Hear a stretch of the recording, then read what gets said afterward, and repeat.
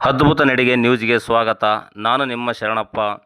ಗಂಗಾವತಿ ನಗರದ ಪ್ರತಿಷ್ಠಿತ ಶಿಕ್ಷಣ ಸಂಸ್ಥೆಯಾದ ಲಿಟ್ಲ್ ಹಾರ್ಟ್ ಶಾಲೆಯಲ್ಲಿ ಜೂನ್ 5ರಂದು ವಿಶ್ವ ಪರಿಸರ ದಿನಾಚರಣೆಯನ್ನು ಅತ್ಯಂತ ಅರ್ಥಪೂರ್ಣವಾಗಿ ಮತ್ತು ಸಡಗರದಿಂದ ಆಚರಿಸಲಾಯಿತು.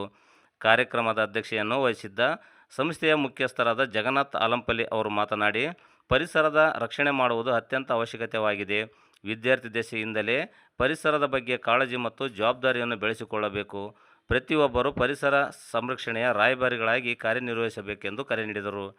ಶಾಲೆಯ ಮುಖ್ಯೋಪಾಧ್ಯಾಯರಾದ ಶ್ರೀಮತಿ ಪ್ರಿಯಾಕುಮಾರಿ ಅವರು ಮಾತನಾಡಿ, ಪರಿಸರ ದಿನದ ಮಹತ್ವವನ್ನು ವಿವರಿಸಿ, ಪ್ಲಾಸ್ಟಿಕ್ ಮತ್ತು ಪರಿಸರದ ನಿರ್ಮಾಣಕ್ಕೆ ವಿದ್ಯಾರ್ಥಿಗಳು ಸಂಕಲ್ಪ ಮಾಡಬೇಕು.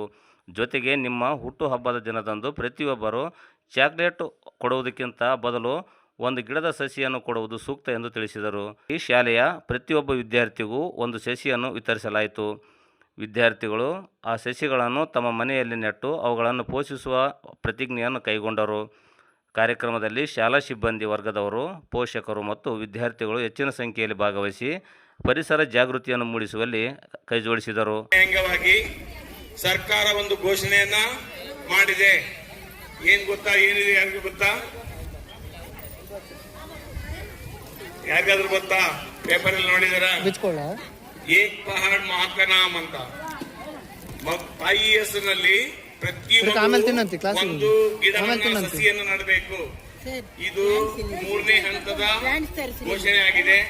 ಈ ಅಭಿಯಾನವನ್ನ ಕೇಂದ್ರ ಸರ್ಕಾರ ಪ್ರಾರಂಭ ಮಾಡಿದೆ.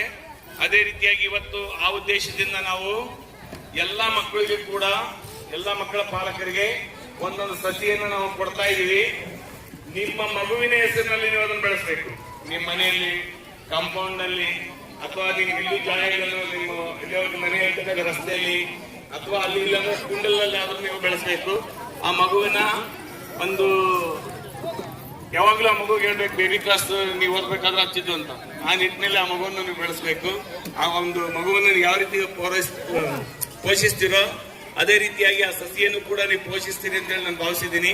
ಆ ನಿಟ್ಟಿನಲ್ಲಿ ನಮ್ಮ ಶಾಲೆಯಿಂದ ಈ ಬಾರಿ ವಿಶ್ವ ಪರಿಸರ ದಿನಾಚರಣೆ ಅಂಗವಾಗಿ ನಮ್ಮ ನರ್ಸರಿ ಶಾಲಾ ಪ್ರಾರಂಭೋತ್ಸವ ಬಂದಿರೋದ್ರಿಂದ ಪ್ರತಿ ಪಾಲಕರಿಗೂ ಕೂಡ ಈ ಸಸಿ ವಿತರಣಾ ಕಾರ್ಯಕ್ರಮ ನಡೀತಾ ಇದೆ.